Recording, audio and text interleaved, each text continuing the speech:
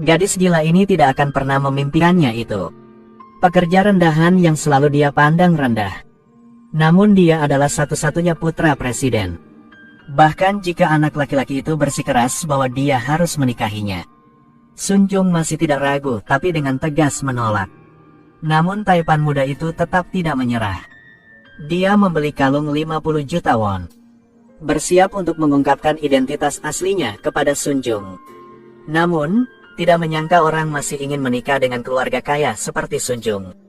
Namun berencana membiarkan sahabat berurusan dengan pria menyebalkan itu. Sun Jung mengeluarkan gaun termahalnya. Dan make up untuk Yoon Jin sangat cantik. Dan mengatakan kepadanya bahwa pria itu telah pilih dengan sangat hati-hati. Yoon Jin tidak tahu apa yang sedang terjadi dan pergi ke tempat pertemuan. Dan mengatakan bahwa dia adalah objek mata yang diperkenalkan oleh Sun Jung. Hyundo sangat terkejut sehingga dia segera menyimpan hadiah yang dia siapkan. Setelah mengetahui niat Sun Jung, dia menjadi sedikit marah. Jadi dia sengaja memesan ruang VIP untuk makan dengan gadis di depannya. Dia bahkan membiarkan staf mengeluarkan sebotol anggur dari tahun 1982. Setelah makan, dia bahkan mengajaknya menonton musikal. Terlihat jelas bahwa mereka berdua benar-benar terlihat seperti pasangan pengantin baru. Sampai larut malam Hyundo membawa Yoon Jin pulang. Dan memberinya tas yang kusiapkan untuk Sun Jung. Yoon Jin hendak mengatakan tidak pada Hyundo saat dia meletakkan tas di bahunya. Dan bercanda bahwa itu juga bukan bom. Yoon Jin tenggelam dalam kebahagiaan. Bagaimana dia bisa menebak bahwa dia sendiri adalah bagian dari tangan mereka? Melihat sahabat kembali, Sun Jung tidak sabar tetapi pergi untuk mendengarkan. Setelah mengetahui bahwa sahabatku masih ingin bertemu dengan Hyundo, dia diam-diam bersukacita berpikir bahwa rencananya berhasil. Ketika sahabatnya sedang mandi, dia diam-diam melihat hadiah yang Hyundo berikan padanya. Tidak menyangka itu adalah tas bermerek senilai jutaan won.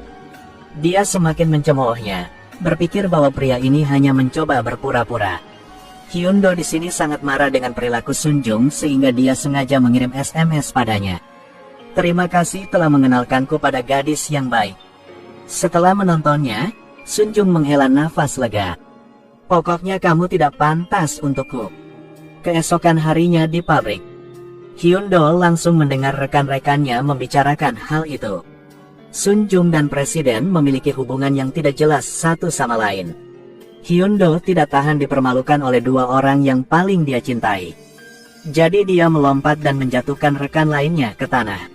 Tapi Satuka tidak bisa melawan tiga, akhirnya dia terpojok dan mendapat pukulan dari mereka. Tapi adegan ini dilihat oleh Sun Jung dan Presiden yang datang berkunjung. Presiden sangat marah dengan anak yang tidak kompeten ini. Tapi Sun Jung berpura-pura tidak mengenal Hyundo dan berbalik untuk pergi. Hyundo tidak tahan lagi. Manfaatkan waktu ketika tidak ada orang di sekitar dan tarik Sun Jung dan tanyakan mengapa dia bermain dengannya seperti itu. Namun Sun Jung tidak merasa bersalah. Tapi dengan keras meminta Hyundo berhenti menempel padanya. Tipe pria yang tidak tahu kekuatannya sendiri seperti kau. Mengapa tidak melihat ke cermin sendiri? Hyundo tidak mengharapkan. Gadis yang diam-diam selalu dia cintai memandang rendah diriku seperti itu. Dia menarik Sun Jung kembali dan menginginkan permintaan maaf yang tulus. Tapi Sun Jung mendorong orang yang terluka seperti Hyundo ke tanah. Hyundo tergeletak di tanah, tapi tumpukan karton di gudang tergeletak di atasnya. Dia berbaring di tanah dan tidak bisa bergerak. Untungnya, Yoon Jin muncul tepat waktu untuk membawanya ke rumah sakit. Hyundo mengingat kata-kata kejam Sun Jung, lalu menatap Yoon Jin yang mengkhawatirkan untuknya. Tiba-tiba, dia langsung bersimpati pada gadis ini. Di bawah perawatan khusus Yoon Jin, luka Hyundo sembuh dengan sangat cepat. Setelah keluar dari rumah sakit, dia kembali ke rumah. Ketika saya mendengar ayah akan mengadakan konferensi pers. Tapi dia tidak mengharapkan. Ayah mengkritiknya karena berkelahi dan kehilangan muka. Jadi tidak membiarkan dia muncul dalam kegiatan itu. Dan kemudian mengeluh bahwa memiliki anak laki-laki seperti Hyundo lebih baik daripada memiliki anak perempuan. Hyundo membenci diskriminasi ayahnya.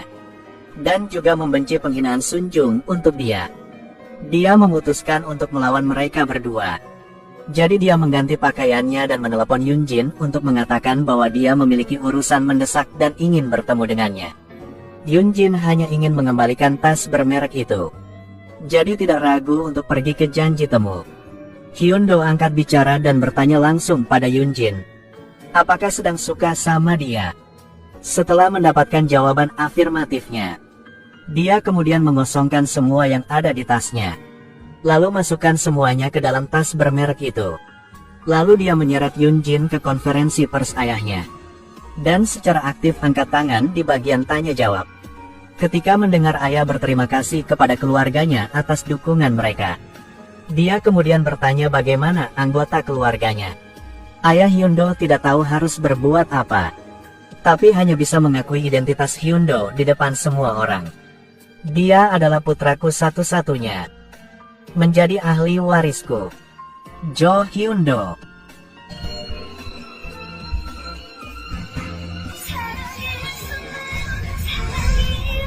Seorang wanita yang ingin menikah ke dalam keluarga kaya, sengaja mendorong taipan muda itu ke tangan sahabatnya. Melihat teman dekat bergegas melarikan diri setelah mengetahui identitas asli Hyundo, Sun Jung segera merencanakan untuk membawanya kembali. Dia mengumpulkan hadiah yang diberikan pembaca kepada presiden. Dan dengan hati-hati bertanya apakah akan membawanya ke dalam mobil atau tidak. Dia mendapat kunci dari istri presiden jalan utama dan menemukan kesempatan untuk berbicara dengan Hyundo. Sun Jung pura-pura menyesal dan bertanya pada Hyundo, mengapa tidak memberitahu dia identitas asli. Tapi yang dia dapatkan adalah senyum dinginnya. Siapa yang tidak ingin berbicara dengan orang seperti saya?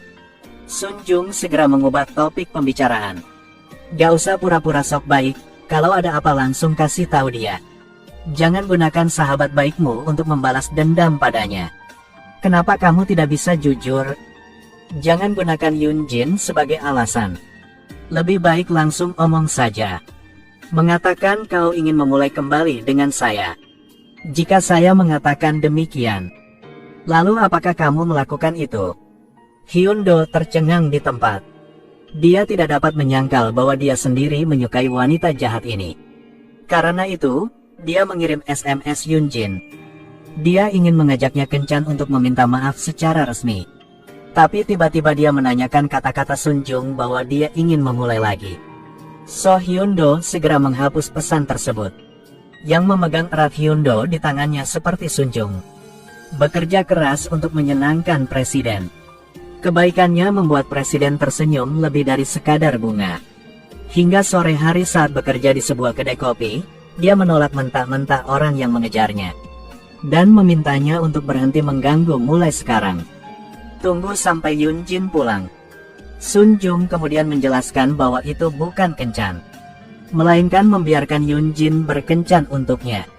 Yunjin sekarang mengingat ekspresi Hyundo saat itu. Harus mengatakan, tapi dia sudah memiliki perasaan untuk Hyundo. Jadi bertanya kepada sahabat mengapa dia tidak mengklarifikasi semuanya sejak awal. Apa gunanya mengatakannya sekarang? Karena aku khawatir. Kenapa khawatir? Bagaimana aku? Aku tidak bisa tahan. Dia tidak punya perasaan untukmu, tetapi ingin mengambil keuntungan dari kamu.